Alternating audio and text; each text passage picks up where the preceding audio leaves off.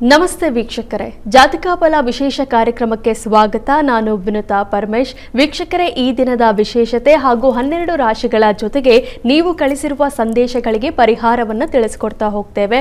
ಮೊದಲಿಗೆ ಕಾರ್ಯಕ್ರಮಕ್ಕೆ ಪ್ರಾಜ್ಞರಾದ ಶ್ರೀ ಶ್ರೀಕಂಠ ಶಾಸ್ತ್ರಿಗಳನ್ನು ಸ್ವಾಗತಿಸೋಣ. ಶಾಸ್ತ್ರಿಗಳೇ, ಕಾರ್ಯಕ್ರಮಕ್ಕೆ ಸ್ವಾಗತ. ನಮಸ್ಕಾರಗಳು. ಶಾಸ್ತ್ರಿಗಳೇ, ಇವತ್ತು ಶನಿವಾರ, ಈ ದಿನದ ವಿಶೇಷತೆಯನ್ನು ತಿಳಿಸೋದಾದ್ರೆ? ಶ್ರೀ ಗುರುಭ್ಯೋ ನಮಃ. ಹರಿ ಓಂ. ಮೂರ್ತಿತ್ವೇ ಪರಿಕಲ್ಪಿತ ಶಶಿಭೃತೋ ವರ್ತ್ಮ ಪುನರ್ಜನ್ಮನ ಮಾತ್ಮೇತ್ಯಾತ್ಮವಿದಾಂ ಕೃತುಶ್ಚ ಯಜತಾಂ ಭರ್ತ ಅಮರ ಜ್ಯೋತಿಷಾಂ ಲೋಕಾನಾಂ ಪ್ರಳಯೋದ್ಭವ ಸ್ಥಿತಿವಿಭಶ್ಚಾನೇಕಧಾಯ ಶ್ರಿತೌ ವಾಚನ್ನ ಸದದಾ ತ್ವನೇಕ ಕಿರಣ ತ್ರೈಲೋಕ್ಯ ದೀಪೋ ರವಿಃ. ಸಮಸ್ತ ವೀಕ್ಷಕರಿಗೆ ಶುಭೋದಯ, ಶುಭ ಬೆಳಗು. ಈ ದಿನದ ಸಂದೇಶಗಳನ್ನು ಪರಿಶೀಲಿಸುವ ಪೂರ್ವದಲ್ಲಿ ಇವತ್ತಿನ ಪಂಚಾಂಗವನ್ನು ಗಮನಿಸಿಕೊಳ್ಳೋಣ. ಶ್ರೀ ಪರಾಭವನಾಮ ಸಂವತ್ಸರ, ಉತ್ತರಾಯಣ, ಗ್ರೀಷ್ಮ ಋತು, ಅಧಿಕ ಜ್ಯೇಷ್ಠ ಮಾಸ, ಕೃಷ್ಣ ಪಕ್ಷವಾಗಿದೆ. ಈ ದಿವಸ ಶನಿವಾರವಾಗಿರತಕ್ಕಂಥದ್ದು. ಷಷ್ಠಿ ತಿಥಿ, ಧನಿಷ್ಠ ನಕ್ಷತ್ರ. ಈ ದಿವಸ ಶನಿವಾರವಾಗಿದೆ. ಶನಿ ಮಂದಿರಕ್ಕೆ ಹೋಗಿ ಬನ್ನಿ. ಷಷ್ಠಿ ತಿಥಿಯೂ ಇದೆ. ಸುಬ್ರಹ್ಮಣ್ಯ ಸನ್ನಿಧಾನಕ್ಕೂ ಹೋಗಿ ಬನ್ನಿ. ಎರಡೂ ದೇವತೆಗಳ ಆರಾಧನೆ ಮಾಡಿ. ಯಾವ ವಾರ ಆದರೇನು, ಷಷ್ಠಿ ಇದ್ದಾಗ ಸುಬ್ರಹ್ಮಣ್ಯ ಸನ್ನಿಧಾನಕ್ಕೆ ಹೋಗ್ತಕ್ಕಂಥದ್ದು, ಪೂಜೆ ಅಭಿಷೇಕಾದಿಗಳನ್ನು ನೆರವೇರಿಸ್ತಕ್ಕಂಥದ್ದು ತುಂಬ ಒಳ್ಳೆಯದು. ಸುಬ್ರಹ್ಮಣ್ಯನ ಸೇವೆಯನ್ನು ಮಾಡಿ. ಮತ್ತು ಶನೈಶ್ಚರನ ಸನ್ನಿಧಾನದಲ್ಲಿ ಕರ್ಮ ಸವೆಸುವನು, ಕರ್ಮ ಕಳೆತಕ್ಕಂಥವನು. ನಮ್ಮ ಕರ್ಮಗಳು ಅಂತಂದರೆ, ಕೆಟ್ಟ ಕರ್ಮಗಳನ್ನು ಕಳಿಬೇಕು ಅಂದರೆ ಕರ್ಮದ ಅಧಿದೇವತೆಯಾಗಿರ್ತಕ್ಕಂಥವನ ಬಳಿಗೆ ಹೋಗಬೇಕು, ಕರ್ಮಕಾರಕನಾಗಿರ್ತಕ್ಕಂಥವನ ಬಳಿಗೆ ಹೋಗಬೇಕಲ್ವ. ಹೀಗಾಗಿ ನಾನು ಏನು ಕೆಲಸ ಮಾಡಿದ್ರೂ ಅದು ಕೆಟ್ಟದ್ದ ಒಳ್ಳೆಯದೋ ನಿರ್ಣಯಿಸುವನೇ ಶನಿ ಮಹಾರಾಜ. ಹೀಗಾಗಿ ಅಲ್ಲಿಗೆ ಹೋಗಿ ನಾನು ಮಾಡುವ ಪ್ರತಿ ಕೆಲಸ ಅದು ನಿನ್ನ ಸೇವೆ. ನಾನು ಏನಾದರೂ ಕೆಲಸ ಮಾಡಿದ್ರೆ ನನಗೆ ಬರುತ್ತೆ ಫಲ. ಯಾರ ಮೂಲಕ? ಶನೈಶ್ಚರನ ಮೂಲಕ. ಶನೈಶ್ಚರ ಕರ್ಮ ಸೂಚಿಸ್ತಾನಲ್ವ. ಹೀಗಾಗಿ ಅದರ ಫಲ ಎಲ್ಲ ನನಗೆ ಬಂದುಬಿಡುತ್ತಪ್ಪ. ಹೀಗಾಗಿ ನೀನು ಏನು ಮಾಡಬೇಕು? ನನಗೆ ಒಳ್ಳೆಯ ಹಾದಿಯನ್ನು ತೋರಿಸು, ಒಳ್ಳೆಯ ಕೆಲಸವನ್ನು ತೋರಿಸು. ಆ ಕೆಲಸದ ಫಲ ನೀನೇ ತಗೋಬೇಕಾದ್ರೆ ಅದು ನನಗೆ ಬೇಡ. ಅದು ಒಳ್ಳೆಯದೋ ಕೆಟ್ಟದ್ದೋ ನೀನೇ ಸಮರ್ಪಣೆ. ನನ್ನ ಅಹಂಕಾರವನ್ನು, ನನ್ನ ಕೆಲಸವನ್ನು ಎಲ್ಲ ನಿನಗೆ ನಾನೇ ಬಂದು ನಿನ್ನಲ್ಲಿ ಶರಣಾಗ್ತಾ ಇದ್ದೀನಿ ಅಂದರೆ ನನ್ನ ಕೆಲಸಗಳು ನಿನಗೆ ಶರಣಾದ ಹಾಗೆ. ಈ ರೀತಿಯಲ್ಲಿ ಪ್ರಾರ್ಥನೆ ಮಾಡಿಕೊಂಡ್ರೆ ಶನೈಶ್ಚರ ಒಳ್ಳೆಯದನ್ನು ಸೂಚಿಸ್ತಾನೆ. ನಾವು ಪ್ರಾರ್ಥನೆ ತುಂಬ ಬುದ್ಧಿವಂತರಾದರೆ ನಾವು ಹೇಗೋ ಏನೇನೋ ಕೇಳ್ಕೊಳ್ತೀವಿ. ನಮ್ಮ ಇದನ್ನು ಪುರಾಣದ ಕಥೆ ಇದೆಯಲ್ಲ, ಆ ಹಿರಣ್ಯ ಕಶ್ಯಪು ಅವನು ಎಷ್ಟು ಬ್ರಹ್ಮವರ ಸಿಕ್ಕ ಮೇಲೆ ಅತಿಶಯವಾದ ಬುದ್ಧಿಶಕ್ತಿಯನ್ನು ಉಪಯೋಗಿಸಿ ಅಲ್ಲಿ ಸಾವು ಬರಬಾರ್ದು, ಇಲ್ಲಿ ಸಾವು ಬರಬಾರ್ದು, ಮತ್ತೆಲ್ಲೂ ಬರಬಾರ್ದು, ಹೀಗೆ ಯಾರಿಂದ ಬರಬಾರ್ದು ಅಂತ ಕೊನೆಗೆ ಭಗವಂತ ಯಾವ ರೀತಿ ಮೋಕ್ಷ ಕೊಡಬೇಕು ಅಂತ ಅವನಿಗೆ ಗೊತ್ತಿದೆ. ಹೀಗಾಗಿ ನಾವು ಬುದ್ಧಿ ಉಪಯೋಗಿಸ್ಬಾರ್ದು ಭಗವಂತನ ಮುಂದೆ. ಯಾಕೆಂದರೆ ನಮ್ಮ ಬುದ್ಧಿ ತುಂಬ ಮಿತಿಯಾಗಿದೆ. ನಾವು ಅಂದ್ಕೊಳ್ತೀವಿ ಅದು ನಮ್ಮ ಅಹಂಕಾರ. ವಸ್ತುತಃ ನಮ್ಮ ಅಹಂಕಾರವನ್ನು ಬಿಡಬೇಕು. ಪುರಂದರದಾಸರು ಒಂದು ಸಲ ಭಿಕ್ಷೆ ಬೇಡ್ತಾ ಹರಿನಾಮ ಸ್ಮರಣೆಗಳನ್ನು ಹಾಡ್ತಾ ವಿಜಯನಗರದ ಸಾಮ್ರಾಜ್ಯದಲ್ಲಿ ಸಂಚರಿಸ್ತಾ ಇದ್ರಂತೆ. ಆ ಸಂದರ್ಭದಲ್ಲಿ ಎದುರುಗಡೆ ರಾಜ ಬಂದ. ಕೇಳ್ದ, ಏನು ನೀವು ತುಂಬ ಧನಿಕರಾಗಿದ್ದಂಥವರು, ತುಂಬ ವ್ಯಾಪಾರದಿಂದ ಅತ್ಯಂತ ಶ್ರೀಮಂತರಾಗಿದ್ರಿ, ಈಗ ಏನು ಹೀಗೆ ಬಟ್ಲು ಹಿಡ್ಕೊಂಡು ಭಿಕ್ಷೆ ಬೇಡ್ತಾ ಇದ್ದೀರಲ್ಲ, ಪಾತ್ರೆ ಹಿಡ್ಕೊಂಡು, ಏನು ಕಥೆ ಅಂತ. ಹೌದಪ್ಪ, ಆಗ ನನಗೆ ಧನದ ಭಿಕ್ಷೆ ಬೇಡ್ತಾ ಇದ್ದೆ. ಬಂದವರಿಗೆಲ್ಲ ಹಣ ಹೇಗೆ ವಸೂಲಿ ಮಾಡೋದು, ಹೇಗೆ ಕಿತ್ಕೊಳ್ಳೋದು, ಈ ಥರದ ಆಲೋಚನೆ, ಅದು ಭಿಕ್ಷೆನೇ. ಹಣದ ಭಿಕ್ಷೆ ಬೇಡ್ತಾ ಇದ್ದೆ ಬೇರೆ ರೂಪದಲ್ಲಿ. ಈಗ ಹರಿನಾಮ ಸ್ಮರಣೆಯಿಂದ ಹರಿಯನ್ನು ಭಿಕ್ಷೆ ಬೇಡ್ತಾ ಇದ್ದೀನಿ. ನಾನು ಅವನು ನಾಮ ಹೇಳ್ಕೊಳ್ಳದ ಮೂಲಕ ಅವನಿಗೆ ಒಳ್ಳೆ ಭಕ್ತಿಯನ್ನು ಕರುಣಿಸುವಂತ ಬೇಡ್ಕೊಳ್ತಾ ಇದ್ದೀನಿ. ಇದು ಭಕ್ತಿಯ ಬೇಡಿಕೆ ಅಂತ ಅವರು ಹೇಳಿದರು. ನಮ್ಮ ಅಹಂಕಾರವನ್ನು ಭಗವಂತನಿಗೆ ನಾವು ಕೊಟ್ಟುಬಿಟ್ರೆ ಅವನು ಒಳ್ಳೆ ಉತ್ತಮವಾದ ವರ ಕೊಡ್ತಾನೆ. ಕೆರೆಯ ನೀರನ್ನು ಕೆರೆಗೆ ಚೆಲ್ಲಿ ಅನ್ನೋ ಹಾಗೆ ನಾವು ಏನು ಕೊಟ್ಟರೆ ಭಗವಂತ ಅದು ನಮಗೆ ವಾಪಸ್ ಕೊಡ್ತಾನೆ. ಹೀಗಾಗಿ ನಮ್ಮ ಅಹಂಕಾರವನ್ನು ಕೊಟ್ಟರೆ ಅವನು ಅಹಂಕಾರವನ್ನು ಕಿತ್ಕೊಂಡ್ಮೇಲೆ ಬೇರೆಯವರು ನಮಗೇನು ಕೊಡ್ತಾರೋ ನಾವು ಕೊಟ್ಟಿದ್ದು ನಮಗೆ ಕೊಡಬಹುದು, ನಮಗಿನ್ನ ಕೆಟ್ಟದ್ದನ್ನು ಕೊಡಬಹುದು, ನಮಗಿನ್ನ ಒಳ್ಳೆಯದನ್ನು ಕೊಡಬಹುದು. ಎರಡೂ ರೀತಿಯಲ್ಲಿರ್ತಾರೆ. ಭಗವಂತ ವಸ್ತುತಃ ನಮಗೇನು ಬೇಕೋ ಅದನ್ನೇ ಕೊಡ್ತಾನೆ. ಅದು ಕೆಟ್ಟದ್ದ ಒಳ್ಳೆಯದ ನಾವು ನಿರ್ಣಯ ಮಾಡೋದಲ್ಲ. ನಮ್ಮ ಅಳತೆ ಕಡ್ಡಿ ಬೇರೆ ರೀತಿಯಲ್ಲಿರ್ತದೆ.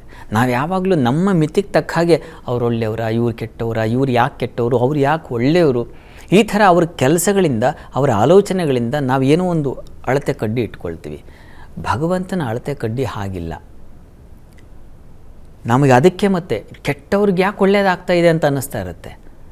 ಆದರೆ ಅದಲ್ಲ ಮಾನದಂಡ, ಅದಿನ್ನೇನೋ ಪರಮಾದ ಕಾದಿರುತ್ತೆ ಅವನಿಗೆ. ಆ ಕಾಯುವ ತಾಳ್ಮೆ ನಮಗಿರೋದಿಲ್ಲ. ಆ ಕ್ಷಣಕ್ಕೆ ಅವನಿಗೆ ಬೆಳೀತಾ ಇದ್ದಾನಲ್ಲ, ಈ ಥರದ್ದೆಲ್ಲ ಯೋಚನೆ ಬುದ್ಧಿ ಬಂದರೆ ಇದೇ ಪ್ರಾಬ್ಲಮ್. ಹೀಗಾಗಿ ಶನೈಶ್ಚರನ ಮುಂದೆ ಹೋಗಿ ನನಗೆ ಈ ಥರ ಬೇರೆಯವ್ರಿಗೆ ಹೋಲಿಕೆ ಮಾಡ್ಕೊಳ್ಳೋ ಈ ಕಲ್ಪನೆ, ಈ ಒಂದು ಆಲೋಚನೆ, ಈ ದುರಾಲೋಚನೆ ಇವುಗಳನ್ನೇ ಬಿಟ್ಟಾಕ್ಬಿಡು, ಅಂಥ ಒಂದು ಮನಸ್ಸು ಕೊಡು. ನಿನಗೇನು ಪಾಲಿಗೆ ಬಂದಿದ್ದನ್ನು ಪಂಚಾಮೃತ ಅಂದ್ಕೊಂಡು ಕೆಲಸ ಮಾಡುವ, ಅದರಲ್ಲಿ ಗೌರವ ಇಟ್ಟುಕೊಳ್ಳುವ, ಅದನ್ನು ಪ್ರೀತಿಸುವ, ಬಂದಿದ್ದನ್ನು ಸ್ವೀಕರಿಸುವ ಮನೋಭಾವ ಕೊಟ್ಟರೆ ತುಂಬ ಒಳ್ಳೆಯದು. ಇದನ್ನು ಶನೈಶ್ಚರನ ಬಳಿ ಕೇಳ್ಕೊಳ್ಬೇಕು. ನೀವು ಸುಬ್ರಹ್ಮಣ್ಯ ಬಳಿ ಕೇಳ್ಕೊಳ್ಳಿ, ವಿಷಯವನ್ನು ಯಾರ ಬಳಿ ಆದರೂ ಕೇಳಿ. ಈ ಕೇಳ್ಮೆ ಇದ್ದರೆ ಬಹುಶಃ ಅದು ನಮಗೆ ವರ ಆಗುತ್ತೆ. ಆ ರೀತಿಯಲ್ಲಿ ನಮ್ಮ ಪ್ರಾರ್ಥನೆ ಇರಲಿ ಈ ದಿವಸ. ಒಳ್ಳೆಯದಾಗಲಿ. ಸರಿ ಶಾಸ್ತ್ರಿಗಳೇ, ಶನಿವಾರ ಶನಿಯ ಪ್ರಾರ್ಥನೆಯ ಮಹತ್ವವನ್ನು ತಿಳಿಸ್ಕೊಟ್ರಿ. ಈಗ ಸಂದೇಶಗಳ ಕಡೆ ಗಮನ ಹರಿಸೋಣ. ವೀಕ್ಷಕರೇ, ಮೊದಲ ಸಂದೇಶ ಚಂದನ KR ನಗರದಿಂದ. ಇವರು ಹುಟ್ಟಿದ ದಿನಾಂಕ 5/11/2014, ಹುಟ್ಟಿದ ಸಮಯ 6:15 PM. ಇವರ ಪ್ರಶ್ನೆ ಶಿಕ್ಷಣದ ಬಗ್ಗೆ ತಿಳಿಸಿ ಅಂತ. ಚಂದನ ಅವರ ಪ್ರಶ್ನೆ ಅದು ಶಿಕ್ಷಣಕ್ಕೆ ಸಂಬಂಧಿಸಿದೆ ಅಲ್ವಾ? ಜಾತಕ ನೋಡೋಣ. ನೋಡಿ, ಈ ಜಾತಕವನ್ನು ಪರಿಶೀಲಿಸಿದರೆ ಇದು ಮೇಷಲಗ್ನವಾಗಿದೆ. ಲಗ್ನದಿಂದ ಚತುರ್ಥದಲ್ಲಿ ಗುರು ಬಲಿಷ್ಠನಾಗಿದ್ದಾನೆ, ತುಂಬ ಚೆನ್ನಾಗಿದೆ. ಚತುರ್ಥದಲ್ಲಿ ಕೇಂದ್ರ ಸ್ಥಾನದಲ್ಲಿ ಗುರು ಉಚ್ಚನಾಗಿದ್ದರೆ ಅದನ್ನು ಹಂಸಯೋಗ ಅಂತ ಕರೀತಾರೆ. ಹಂಸೆ ಸಾಧ್ಭಿರಭೀಷ್ಟತ ಕ್ಷಿತಿಪತಿ ಅಂತ ಹೇಳಿದೆ. ಅಭೀಷ್ಟ ಸಿದ್ಧಿ ಉಂಟಾಗುತ್ತೆ. ಯಾವುದನ್ನು ಇಷ್ಟಪಡ್ತೀವೋ ಅದನ್ನು ಸಾಧಿಸ್ತಕ್ಕಂಥದ್ದು, ಅದು ನಮಗೆ ವರವಾಗಿರತಕ್ಕಂಥ ಸಾಧ್ಯತೆ ಹೆಚ್ಚು ಈ ಥರ ಇದ್ದಾಗ. ಮತ್ತು ಶುಕ್ರನೂ ಚೆನ್ನಾಗಿದ್ದಾನೆ ನಿಮಗೆ, ಅದು ಮಾಲವೀಯ ಯೋಗವನ್ನು ತಂದುಕೊಡುತ್ತೆ. ಹೀಗೆ ತುಂಬ ಚೆನ್ನಾಗಿದೆ ನಿಮ್ಮ ಜಾತಕ. ಲಗ್ನದಲ್ಲಿ ಚಂದ್ರ ಇರ್ತಕ್ಕಂಥದ್ದು, ಅದು ಕೂಡ ಪಕ್ಷದ ಸಹಿತನಾಗಿ, ಇದು ತುಂಬ ಒಳ್ಳೆಯದು. ಒಂದು ಉತ್ಕೃಷ್ಟವಾದ ಶುಭಗ್ರಹ ಲಗ್ನದಲ್ಲಿ ಇದ್ದುಬಿಟ್ರೆ ಬೇರೆ ಇನ್ಯಾನೂ ಬೇಕಾಗಿಲ್ಲ. ಆ ಲಗ್ನದಲ್ಲಿರುವ ಗ್ರಹ, ಶುಭಗ್ರಹವೇ ನಮ್ಮನ್ನು ಮೇಲೆ ಕೆತ್ತು ಬಿಡುತ್ತೆ. ಆ ರೀತಿಯಲ್ಲಿ ತುಂಬ ಚೆನ್ನಾಗಿದೆ. ಚೆನ್ನಾಗಿ ಓದ್ತೀರ ಕೂಡ ನೀವು.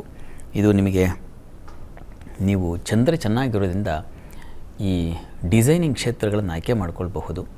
ಅಥವಾ ನರ್ಸರಿ ಯಾವುದನ್ನು, ಈ ಕೃಷಿ ಮತ್ತು ಅಗ್ರಿಕಲ್ಚರ್ ಇವುಗಳಿಗೆ ಸಂಬಂಧಿಸಿರ್ತಕ್ಕಂಥದ್ದು ತುಂಬ ಚೆನ್ನಾಗಾಗುತ್ತೆ ನಮಗೆ, ಅದು ಪ್ರಯತ್ನ ಮಾಡಬಹುದು. ಗುರುವು ಚೆನ್ನಾಗಿದ್ದಾನೆ, LLB ಕೂಡ ಮಾಡಬಹುದು. ಶುಕ್ರನ ದಶೆ ನಡೀತಾ ಇದೆ. ಹೀಗಾಗಿ ಶುಕ್ರನೂ ಚೆನ್ನಾಗಿರೋದ್ರಿಂದ ನೀವು ಡಿಸೈನಿಂಗ್ ಫೀಲ್ಡ್ಗಳನ್ನು ಆಯ್ಕೆ ಮಾಡ್ಕೊಳ್ಳಿ, ಅದು ತುಂಬ ಚೆನ್ನಾಗಿರ್ತದೆ, ಹೆಚ್ಚಿನ ಅನುಕೂಲ ಉಂಟಾಗುತ್ತೆ. ಈ ರೀತಿಯಲ್ಲಿ ತುಂಬ ಚೆನ್ನಾಗಿದೆ ನಿಮ್ಮ ಜಾತಕ. ಭಾಗ್ಯದಲ್ಲೂ ಲಗ್ನಾಧಿಪತಿ ಇರೋದು ತುಂಬ ಒಳ್ಳೆಯದು. ಒಳ್ಳೆಯ ಸ್ಥಾನಕ್ಕೆ ಹೋಗ್ತೀರಾ, ಒಳ್ಳೆಯ ಹೆಸರು ಸಂಪಾದಿಸ್ತೀರಾ. ಜಾತಕ ತುಂಬ ಚೆನ್ನಾಗಿದೆ, ನಿಮ್ಮ ಬದುಕು ಚೆನ್ನಾಗಿರುತ್ತೆ. ಸರಿ ಶಾಸ್ತ್ರಿಗಳೇ, ಮುಂದಿನ ಸಂದೇಶ ಬೆಂಗಳೂರಿಂದ ಲೀಲಾವತಿ. ಇವರು ಹುಟ್ಟಿದ ದಿನಾಂಕ 17/6/1974, ಹುಟ್ಟಿದ ಸಮಯ ಬೆಳಗ್ಗೆ 5ರಿಂದ 5:15. ಇವರ ಪ್ರಶ್ನೆ, ಜೀವನದಲ್ಲಿ ಬಹಳ ಸಮಸ್ಯೆ ಇದೆ, ಪರಿಹಾರ ತಿಳಿಸಿ ಅಂತ. ಲೀಲಾವತಿಯವರ ಪ್ರಶ್ನೆ, ತುಂಬ ಸಮಸ್ಯೆ ಆಗಿದೆ ಜೀವನದಲ್ಲಿ. ನೋಡೋಣ. ನೋಡಿ, ತಮ್ಮದು ವೃಷಭ ಲಗ್ನ. ಲಗ್ನದ ಅಧಿಪತಿ ಶುಕ್ರ ವ್ಯಯದಲ್ಲಿದ್ದಾನೆ ಚಂದ್ರಯುಕ್ತನಾಗಿ. ಪ್ರಸ್ತುತ ನಿಮಗೆ ರಾಹುದಶೆಯಲ್ಲಿ ಈಗ ನಡೀತಾ ಇರತಕ್ಕಂಥದ್ದು. ಚಂದ್ರನ ಕಾಲ ಕಳಿತು, ಈಗ ಕುಜ ಪ್ರಾರಂಭವಾಗಿದೆ. ಇದನ್ನು ರಾಹು ಬೃಹಸ್ಪತಿ ಸಂಧಿಶಾಂತಿ ಕಾಲ. ಇದು ರಾಹು ಬೃಹಸ್ಪತಿ ಸಂಧಿಶಾಂತಿ ನೋಡಿ, ಬರೆದಿಟ್ಕೊಳ್ಳಿ. 2027 ಫೆಬ್ರವರಿ ನಂತರ ಮಾರ್ಚಿಂದ ನಿಮಗೆ ಉತ್ತಮ ಕಾಲ ಪ್ರಾರಂಭ ಆಗುತ್ತೆ. ಅಲ್ಲಿ ತನಕ ಸ್ವಲ್ಪ ತಾಳ್ಮೆಯಿಂದ ಇರಿ. ಮೊದಲು ಈ ಸಂಧಿಶಾಂತಿಯನ್ನು ಮಾಡಿಸ್ಬಿಡಿ. ರಾಹು ಬೃಹಸ್ಪತಿ ಸಂಧಿಶಾಂತಿ. ಇದರ ನಂತರದಲ್ಲಿ ಮುಂದಿನ ವರ್ಷದಿಂದ ನೀವು ಈ ಸಂಕಟ, ಈ ನೋವು ಇದೆಯಲ್ಲ, ಇದರಿಂದ ಸಂಪೂರ್ಣ ಹೊರಗೆ ಬರ್ತೀರ. ಈ ಕತ್ತಲಿನಿಂದ ಹೊರಗೆ ಬಂದು ಹೊಸ ಬೆಳಕು ಕಾಣ್ತೀರ. ಸಂಶಯ ಬೇಡ. ಅಲ್ಲಿವರೆಗೆ ತಾಳ್ಮೆ ಬೇಕು. ಸಂಧಿಶಾಂತಿ ಮಾಡಿಸಿ. ಆ ಸಂಧಿಶಾಂತಿಯ ಮೂಲಕ ನಿಮ್ಮ ಈ ನೋವು ಅಳಿಸಿ ಹೋಗುತ್ತೆ. ಅದರಲ್ಲಿ ಸಂಶಯ ಬೇಡ. ಒಳ್ಳೆಯದಾಗಲಿ. ಸರಿ ಶಾಸ್ತ್ರಿಗಳೇ, ಮುಂದಿನ ಸಂದೇಶ ಮಲ್ಲನಗೌಡ ಹೊನ್ನಾಳಿಯಿಂದ. ಇವರು ಹುಟ್ಟಿದ ದಿನಾಂಕ 3/4/1997. ಇವರು ಹುಟ್ಟಿದ ಸಮಯ 2 PM. ಇವರ ಪ್ರಶ್ನೆ, ಆರೋಗ್ಯ ಮತ್ತು ಮುಂದಿನ ಜೀವನ ಹೇಗಿರುತ್ತೆ ಅಂತ ಕೇಳ್ತಿದ್ದಾರೆ. ಮಲ್ಲನಗೌಡ ಅವ್ರ ಪ್ರಶ್ನೆ ಆರೋಗ್ಯಕ್ಕೆ ಸಂಬಂಧಿಸಿದೆ. ಮುಂದೆ ಹೇಗಿದೆ ಅಂತ ಜಾತಕ ನೋಡೋಣ. ನೋಡಿ, ತಮ್ಮದು ಕರ್ಕಟಕ ಲಗ್ನವಾಗಿದೆ. ಲಗ್ನಾಧಿಪತಿ ಚಂದ್ರ ನಿಮಗೆ ಗುರುಯುಕ್ತನಾಗಿದ್ದಾನೆ. ಸಪ್ತಮದಲ್ಲಿ ಗುರು ನೀಚನಾಗಿದ್ದಾನೆ. ಪ್ರಸ್ತುತ ತಮಗೆ ಗುರುದಶೆ, ಈಗ ಶನೈಶ್ಚರನ ಭುಕ್ತಿ ನಡೀತಾ ಇದೆ. ಸ್ವಲ್ಪ ಆರೋಗ್ಯ ಗಮನಿಸ್ಕೊಳ್ಬೇಕು ತಾವು. ಈಗ ಅಷ್ಟಮಾಧಿಪತಿ ಅವನ ಕಾಲ ನಡೀತಾ ಇದೆ. ಹೀಗಾಗಿ ಆರೋಗ್ಯದ ಕಡೆ ಗಮನ ಇರಲಿ. ಒಂದು ಶನೈಶ್ಚರ ಶಾಂತಿ ಮಾಡಿಸೋದು ತುಂಬ ಒಳ್ಳೆಯದು. ಅಥವಾ ಶನೈಶ್ಚರ ಸನ್ನಿಧಾನದಲ್ಲಿ ರುದ್ರಾಭಿಷೇಕ ಮಾಡಿಸಿ. ಪ್ರತಿ ಶನಿವಾರ ನೋಡಿ ಈ ದಿವಸದಿಂದನೇ ತಾವು ಮಾಡಿಸ್ಬಹುದು ಅಭಿಷೇಕವನ್ನು ಮಾಡಿಸೋದ್ರಿಂದ, ಅಥವಾ ಮುಂದಿನ ಶನಿವಾರದಿಂದ ಮಾಡಿಸಿ. ಅಭಿಷೇಕ ಅಕಸ್ಮಾತ್ ಮುಗಿದು ಹೋಗಿದ್ದರೆ ಇಷ್ಟೊತ್ತಿಗೆ ನೀವು ಈಗ ಹೋಗಿ ಅಭಿಷೇಕಕ್ಕೆ ಬರೆಸಿ, ಅಭಿಷೇಕ ನೋಡಿ ಇದು ಕಷ್ಟ ಆಗಬಹುದು. ಮುಂದಿನ ಶನಿವಾರದಿಂದ ಅಭಿಷೇಕ ಶನೈಶ್ಚರ ಮಂದಿರಕ್ಕೆ ಹೋಗಿ ಬನ್ನಿ, ಅದು ತುಂಬ ಸಹಾಯವಾಗುತ್ತೆ. ಶನೈಶ್ಚರ ಕವಚ ಹೇಳ್ಕೊಳ್ಳಿ, ಅದು ಕೂಡ ನಿಮ್ಮ ಆರೋಗ್ಯ ಸ್ಥಿತಿಯನ್ನು ಕಾಪಾಡುತ್ತೆ. ಮುಂದೆ ಹೇಗಿದೆ ಅಂತ ಕೇಳಿದ್ದೀರಿ, ಮುಂದೆ ಚೆನ್ನಾಗಿದೆ, ಆತಂಕ ಬೇಡ. ಈಗ ಆರೋಗ್ಯದಿಂದ ಈ ತೊಡಕಿನಿಂದ ಹೊರಗೆ ಬನ್ನಿ, ಒಳ್ಳೆಯದಾಗಲಿ. ಶಾಸ್ತ್ರಿಗಳ ಮುಂದಿನ ಸಂದೇಶ ರುದ್ರೇಶ ಸಕಲೇಶಪುರದಿಂದ. ಇವರು ಹುಟ್ಟಿದ ದಿನಾಂಕ 24/5/1983 9 PM. ಇವರ ಪ್ರಶ್ನೆ, ಜಮೀನು ಕೆಲಸದ ಶ್ರಮಕ್ಕೆ ಪ್ರತಿಫಲ ಸಿಗ್ತಾ ಇಲ್ಲ, ಸರ್ಕಾರಿ ಇಲಾಖೆಯ ಹೊರಗುತ್ತಿಗೆ ನೌಕರ ಆಗಿದ್ದೀನಿ, ಮುಂದೆ ಏನು ಅಂತ ಕೇಳ್ತಿದ್ದಾರೆ. ರುದ್ರೇಶ್ ಅವರ ಪ್ರಶ್ನೆ ಒಂದು ಕೆಲಸದ ಬಗ್ಗೆ ಸಂಬಂಧಿಸಿದೆ ಅಲ್ವಾ, ಪ್ರಧಾನವಾಗಿ ನೋಡೋಣ. ನೋಡಿ, ತಮ್ಮದು ಧನು ಲಗ್ನವಾಗಿದೆ. ಲಗ್ನದಿಂದ ಕರ್ಮಾಧಿಪತಿ ನಿಮ್ಮ ಜಾತಕದಲ್ಲಿ ಬುಧ. ಆ ಬುಧ ನಿಮಗೆ ಪಂಚಮದಲ್ಲಿ ಶತ್ರು ಕ್ಷೇತ್ರದಲ್ಲಿ ಇರ್ತಕ್ಕಂಥದ್ದು. ಪ್ರಸ್ತುತ ಕಾಲವನ್ನು ನೋಡಿದ್ರೆ ಈಗ ಶನಿ ದಶೆಯಲ್ಲಿ ತಮಗೀಗ ಗುರು ಭುಕ್ತಿ ನಡೀತಾ ಇದೆ.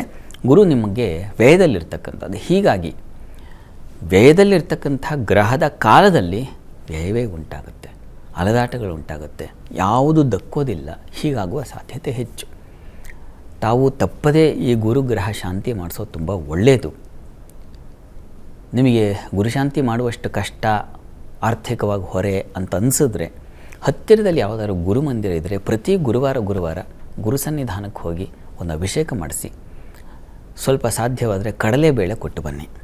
ಪ್ರತಿ ಗುರುವಾರ ಕಡಲೆಬೇಳೆ ದಾನ ಮಾಡೋದ್ರಿಂದ ಇಲ್ಲಿವರೆಗೂ ಬಂದರೆ ಡಿಸೆಂಬರ್ವರೆಗೆ ಇದನ್ನು ಮಾಡಿ. ಆಮೇಲೆ ಬುಧನ ಕಾಲ ಶುರುವಾಗುತ್ತೆ, ಸ್ವಲ್ಪ ಚೇತರಿಸ್ಕೊಳ್ತೀರ. ಸಂಪೂರ್ಣವಾಗಿ ಚೇತರಿಕೆಗೆ ಈ ಆರಾಧನೆ ಮಾಡ್ತಾ ಮಾಡ್ತಾ ಮಾಡ್ತಾ ಭಗವತ್ ಕೃಪೆಯಿಂದ ಏನೂ ಆಗಬಹುದು. ಎಂಥ ಕಡುಬ ಮೂಕಂ ಕರೋತಿ ವಾಚಾಲಂ ಪಂಕುಂ ಲಂಘಯತೆ ಗಿರಿಂ ಯತ್ಕೃಪಾತಮಹಂ ವಂದೇ ಪರಮಾನಂದ ಮಾಧವಂ. ಅವನ ಕೃಪೆ ಉಂಟಾದರೆ, ನಿಮ್ಮ ಭಕ್ತಿಯ ನಿಮ್ಮ ಸೇವೆ ಅವನಿಗೆ ಇಷ್ಟವಾದರೆ, ಯಾವ ದಶ ಇದ್ರೇನು, ಯಾವ ಭಕ್ತಿ ಇದ್ರೇನು ಎಲ್ಲವನ್ನು ದಾಟಿಸಿಬಿಡ್ತಾನೆ. ಹೀಗಾಗಿ ಅವನಲ್ಲಿ ಪ್ರೀತಿ, ಭಕ್ತಿ, ಶ್ರದ್ಧೆ ಇರಲಿ, ಮಾಡಿ, ಒಳ್ಳೆಯದಾಗಲಿ. ಶಾಸ್ತ್ರಿಗಳ ಮುಂದಿನ ಸಂದೇಶ ಹೊಸಕೋಟೆಯಿಂದ ಸುಷ್ಮಿತಾ. ಇವರು ಹುಟ್ಟಿದ ದಿನಾಂಕ 26/4/2003, ಹುಟ್ಟಿದ ಸಮಯ 1:30 AM. ಇವರ ಪ್ರಶ್ನೆ, ಮದುವೆ ಹಾಗೂ ಭವಿಷ್ಯದ ಬಗ್ಗೆ ತಿಳಿಸಿ ಅಂತಿದ್ದಾರೆ. ಸುಷ್ಮಿತಾ ಅವರ ಪ್ರಶ್ನೆ ವಿವಾಹ ಮತ್ತು ಮುಂದೆ ಹೇಗಿದೆ ಅಂತ ನೋಡೋಣ. ನೋಡಿ, ತಮ್ಮ ಜಾತಕವನ್ನು ಪರಿಶೀಲಿಸಿದ್ರೆ ಇದು ಮಕರ ಲಗ್ನವಾಗಿದೆ. ಲಗ್ನದಲ್ಲಿ ಕುಜ ಉಚ್ಚನಾಗಿದ್ದಾನೆ, ಸಪ್ತಮದಲ್ಲಿ ಗುರು ಉಚ್ಚನಾಗಿದ್ದಾನೆ. ಎರಡು ಉಚ್ಚ ಗ್ರಹಗಳು ಸೇರಿಬಿಟ್ರೆ ನಮ್ಮನ್ನು ಉಚ್ಛ್ರಾಯ ಸ್ಥಿತಿಗೆ ತೊಗೊಂಡು ಹೋಗುತ್ತೆ. ಹುಚ್ಚಿಡಿಸೋದಿಲ್ಲ, ಉಚ್ಛ್ರಾಯ ಸ್ಥಿತಿಗೆ ತೊಗೊಂಡು ಹೋಗುತ್ತೆ. ತುಂಬ ಒಳ್ಳೆಯದು. ಒಂದು ರುಚಕ ಯೋಗ ಮತ್ತೊಂದು ಹಂಸ ಯೋಗ ತುಂಬ ಒಳ್ಳೆಯದು.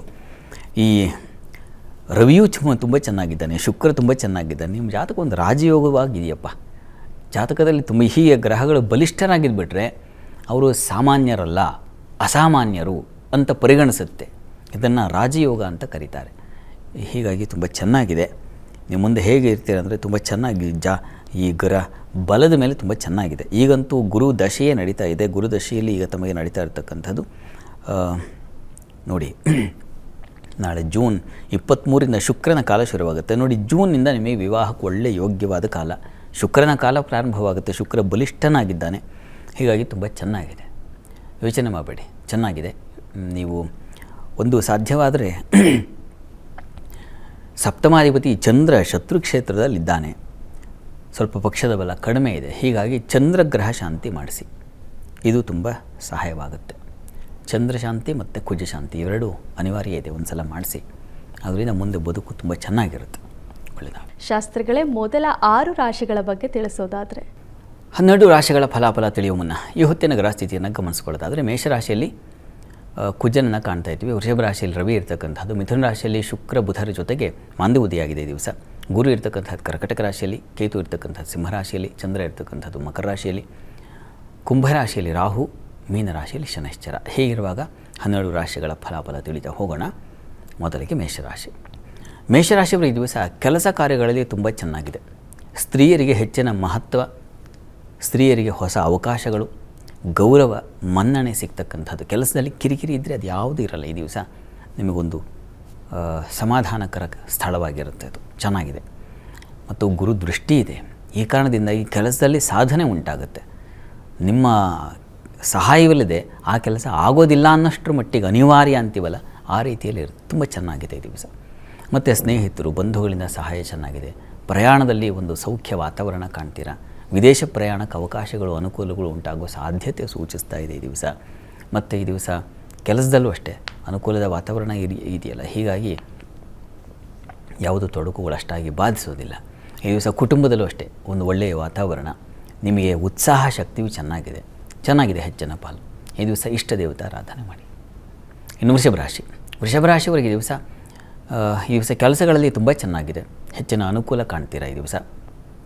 ಮತ್ತು ಈ ದಿವಸ ಧರ್ಮ ಕಾರ್ಯ, ಪುಣ್ಯ ಕಾರ್ಯಗಳಲ್ಲಿ ಪಾಲ್ಗೊಳ್ತಕ್ಕಂಥದ್ದು, ದೇವಸ್ಥಾನಕ್ಕೆ ಹೋಗಿ ಬರ್ತಕ್ಕಂಥದ್ದು, ಅಲ್ಲಿನೂ ಒಂದು ಸೇವೆ ಮಾಡ್ತಕ್ಕಂಥದ್ದು, ಇನ್ನೊಬ್ಬರಿಗೆ ಸಹಾಯ ಮಾಡ್ತಕ್ಕಂಥ ಮನಸ್ಸು, ಈ ರೀತಿಯಲ್ಲಿ ತುಂಬ ಚೆನ್ನಾಗಿದೆ. ಈ ದಿವಸ ಸ್ವಲ್ಪ ಆಹಾರ ವ್ಯತ್ಯಾಸ ಸಾಧ್ಯತೆ ಇದೆ, ಹುಷಾರು. ಹೊರಗಿನ ಆಹಾರವೋ ಮತ್ತೊಂದೋ, ಅಂತೂ ಆಹಾರ ವ್ಯತ್ಯಾಸದಿಂದ ತೊಂದರೆ ಸೂಚಿಸ್ತಾ ಇದೆ, ಗಮನ ಇರಲಿ. ಅನ್ನಪೂರ್ಣೇಶ್ವರಿ ಪ್ರಾರ್ಥನೆ ಮಾಡಿ. ಇನ್ನು ಮಿಥುನ ರಾಶಿಯವರಿಗೆ ಈ ದಿವಸ ಕೆಲಸಗಳಲ್ಲಿ ಈ ದಿವಸ ಅನುಕೂಲ ಇದೆ, ಧನಲಾಭ ಚೆನ್ನಾಗಿದೆ, ವ್ಯಾಪಾರಿಗಳಿಗೆ ಚೆನ್ನಾಗಿದೆ, ಹೋಟೆಲ್ ಇಂಡಸ್ಟ್ರಿಯಲ್ಲಿ ಇರ್ತಕ್ಕಂಥವ್ರಿಗೆ ತುಂಬ ಲಾಭದಾಯಕವಾಗಿದೆ ಈ ದಿವಸ. ಸ್ತ್ರೀಯರಿಗೆ ಸ್ವಲ್ಪ ನಷ್ಟವನ್ನು, ಆರೋಗ್ಯ ಬಾಧೆಯನ್ನು ಸೂಚಿಸ್ತಾ ಇದೆ. ಹಾಗಾಗಿ ಅನಾರೋಗ್ಯದಿಂದ ಬಳಲುವ ಲಕ್ಷಣ ಇದು. ಹೀಗಾಗಿ ಹುಷಾರು, ಆರೋಗ್ಯ ಕಡೆ ಗಮನ ಕೊಡಿ, ದುರ್ಗಾ ಕವಚ ಹೇಳ್ಕೊಳ್ಳಿ. ಇನ್ನು ಕರ್ಕಟಕ ರಾಶಿಯವರಿಗೆ ದಿವಸ ಸಂಗಾತಿಯಲ್ಲಿ ಸಾಮರಸ್ಯ, ಪ್ರೀತಿ, ವಿಶ್ವಾಸಗಳು, ಇಬ್ಬರ ಜೊತೆಗೆ ಇಬ್ಬರು ಪ್ರಯಾಣ ವಿಹಾರಗಳಲ್ಲಿ ಸಮಾಧಾನ ಕಂಡುಕೊಳ್ತೀರಾ. ಮನರಂಜನೆಯ ದಿವಸ, ಮನಸ್ಸಿಗೆ ಯಾವುದು ಹಿತವೋ ಆ ಕೆಲಸವನ್ನು ಮಾಡ್ತಕ್ಕಂಥದ್ದು, ಕೆಲಸಗಳಲ್ಲೂ ನಿಮಗೆ ಒಳ್ಳೆ ಶುಭ ಫಲವನ್ನು ಸೂಚಿಸ್ತಾ ಇದೆ, ತುಂಬ ಚೆನ್ನಾಗಿದೆ.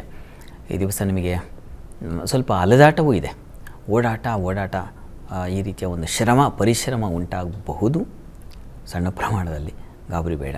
ನೀವು ಕೂಡ ಇಷ್ಟ ದೇವತಾ ಆರಾಧನೆ ಮಾಡಿ. ಇನ್ನು ಸಿಂಹರಾಶಿಯವರಿಗೆ ಈ ದಿವಸ ವೃತ್ತಿಯಲ್ಲಿ ತುಂಬ ಚೆನ್ನಾಗಿದೆ, ಹೆಚ್ಚಿನ ಅನುಕೂಲ ಕಾಣ್ತೀರಾ, ಲಾಭ ಇದೆ ಈ ದಿವಸ.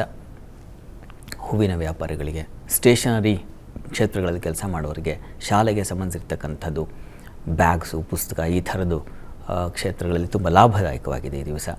ನಿಮಗೆ ಈ ದಿವಸ ಸಂಗಾತಿಯಲ್ಲಿ ಮನಸ್ತಾಪ ಇದೆ, ಸ್ತ್ರೀಯರಿಗೆ ಸಾಲ ವ್ಯಯ ಎರಡನ್ನೂ ಸೂಚಿಸ್ತಾ ಇದೆ, ಹುಷಾರು, ಅತಿ ವ್ಯಯ ಇದೆ. ಈ ದಿವಸ ತಪ್ಪದೆ ಮಹಾಲಕ್ಷ್ಮಿ ಸನ್ನಿಧಾನಕ್ಕೆ ಹೋಗಿ ಬನ್ನಿ. ಇನ್ನು ಕನ್ಯಾ ರಾಶಿಯವರಿಗೆ ಈ ದಿವಸ ಕೆಲಸಗಳಲ್ಲಿ ತುಂಬ ಚೆನ್ನಾಗಿದೆ, ಹೆಚ್ಚಿನ ಅನುಕೂಲ, ಸಣ್ಣ ಪುಟ್ಟ ವಿಘ್ನಗಳನ್ನು ಸೂಚಿಸ್ತಾ ಇದೆ, ಅದೇನಷ್ಟು ಪ್ರಮಾದ ಅಲ್ಲ, ಯೋಚನೆ ಮಾಡಬೇಡಿ. ಬುದ್ಧಿಶಕ್ತಿ ಚೆನ್ನಾಗಿದೆ, ನಿಮ್ಮ ಬುದ್ಧಿಯಿಂದ ಹೆಚ್ಚಿನ ಲಾಭ ಗಳಿಕೆಗೆ ಅವಕಾಶ ಇದೆ. ವ್ಯಾಪಾರದಲ್ಲಿ ತುಂಬ ಚೆನ್ನಾಗಿದೆ, ವಸ್ತ್ರ ವ್ಯಾಪಾರ, ಹಣ್ಣಿನ ವ್ಯಾಪಾರ, ಹೂವಿನ ವ್ಯಾಪಾರಗಳಿಗೆ ಲಾಭದಾಯಕವಾಗಿದೆ ಈ ದಿವಸ. ಮಕ್ಕಳಿಂದ ಸಹಾಯ ಸಹಕಾರಗಳು ಸಿಗ್ತಕ್ಕಂಥದ್ದು ಆ ಲಕ್ಷಣ ಸೂಚಿಸ್ತಾ ಇದೆ. ಪ್ರಾರ್ಥನೆಗೆ ಈ ದಿವಸ ಗಣಪತಿ ಪ್ರಾರ್ಥನೆ ಮಾಡ್ಕೊಳ್ಳಿ. ಇನ್ನು ತುಲಾರಾಶಿಯವರಿಗೆ ವೃತ್ತಿಯಲ್ಲಿ ತುಂಬ ಚೆನ್ನಾಗಿದೆ, ಕೆಲಸಗಳಲ್ಲಿ ಈ ದಿವಸ ಸಿದ್ಧಿ ಅಂದರೆ ಪ್ರಸಿದ್ಧಿಯನ್ನು ಪಡಿತೀರಾ, ಸಿದ್ಧಿ ಪ್ರಸಿದ್ಧಿ ಎರಡೂ ಇದೆ. ಇನ್ನು ಈ ದಿವಸ ನಿಮಗೆ ಕೃಷಿಕರಿಗೆ ತುಂಬ ಚೆನ್ನಾಗಿದೆ, ಸ್ನೇಹಿತರು ಬಂಧುಗಳ ಜೊತೆಗೆ ತುಂಬ ಅನ್ಯೋನ್ಯ ಪ್ರೀತಿ ವಿಶ್ವಾಸಗಳು ಚೆನ್ನಾಗಿದೆ, ವಿಹಾರ ಪ್ರಯಾಣ ತುಂಬ ಸುಖಕರವಾಗಿರ್ತದೆ ಈ ದಿವಸ. ಮತ್ತು ಹಳ್ಳಿಗಳಲ್ಲಿ ವಾತಾವರಣ ಹಿತವಾಗಿರ್ತದೆ ಈ ದಿವಸ. ಊರಿಂದ ಹಳ್ಳಿಗೆ ಹೋಗೋದು, ಹಳ್ಳಿಯಿಂದ ಸಿಟಿಗೆ ಬರೋದು ಅಂತೂ ಎರಡೂ ರೀತಿಯಲ್ಲೂ ತುಂಬ ಚೆನ್ನಾಗಿದೆ. ಸಿಟಿಲಿರ್ತಕ್ಕಂಥವ್ರಿಗೆ ಶಾಪಿಂಗು ಮತ್ತೊಂದು ಇವುಗಳಲ್ಲಿ ಮೈ ಮರೆತು ಹೋಗಿಬಿಡ್ತೀರ, ಅಷ್ಟು ಉಲ್ಲಾಸದಾಯಕವಾಗಿರುತ್ತೆ ಈ ದಿವಸ, ಚೆನ್ನಾಗಿದೆ. ಸಂಗಾತಿಯಲ್ಲೂ ಪ್ರೀತಿ ವಿಶ್ವಾಸ ಸಾಮರಸ್ಯ ಚೆನ್ನಾಗಿದೆ. ಪ್ರಾರ್ಥನೆಗೆ ಈ ದಿವಸ ಈಶ್ವರನ ಆರಾಧನೆ ಮಾಡಿ.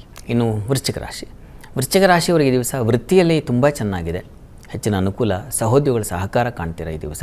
ಸಹೋದರಲ್ಲೂ ಸೇವಕರಲ್ಲೂ ಸಹಾಯ ನಿರೀಕ್ಷೆ ಮಾಡಬಹುದು, ಅನುಕೂಲ ಉಂಟಾಗುತ್ತೆ. ಸ್ನೇಹಿತರ ಜೊತೆಗೆ ಸ್ವಲ್ಪ ಹುಷಾರಾಗಿರಿ. ಮತ್ತು ಈ ದಿವಸ ಪ್ರಯಾಣದಲ್ಲಿ ಸ್ವಲ್ಪ ಎಚ್ಚರ ವಹಿಸಿ. ಜೊತೆಗೆ ಈ ದಿವಸ ವಸ್ತು ನಷ್ಟತೆ ಸೂಚಿಸ್ತಾ ಇದೆ, ಗಮನ ಇರಲಿ. ಕರ್ತವ್ಯರ್ಜುನ ಸ್ಮರಣೆ ಮಾಡಿ.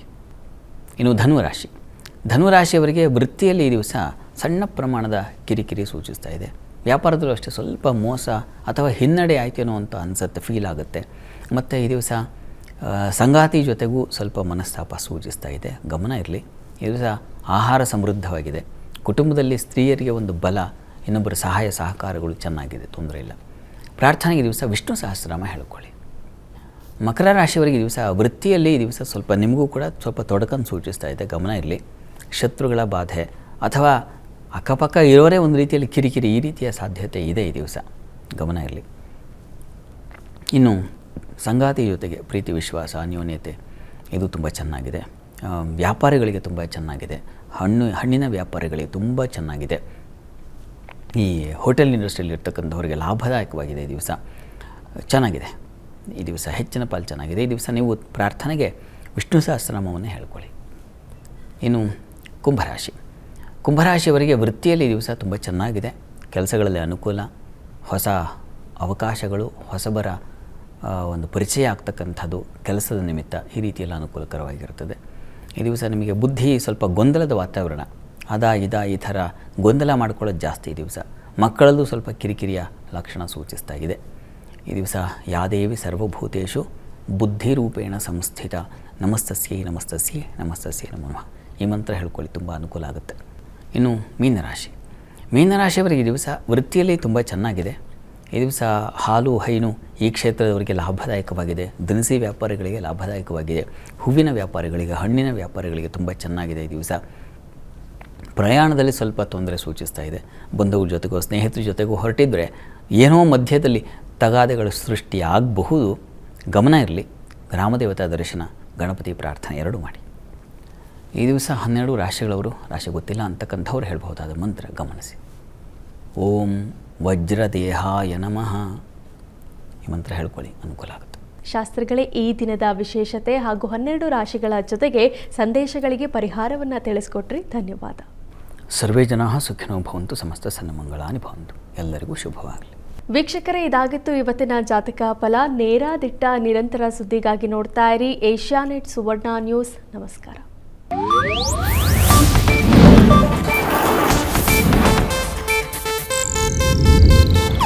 ಇದು ಏಷ್ಯಾನೆಟ್ ನ್ಯೂಸ್ ನೆಟ್ವರ್ಕ್ ಪ್ರಸ್ತುತಿ.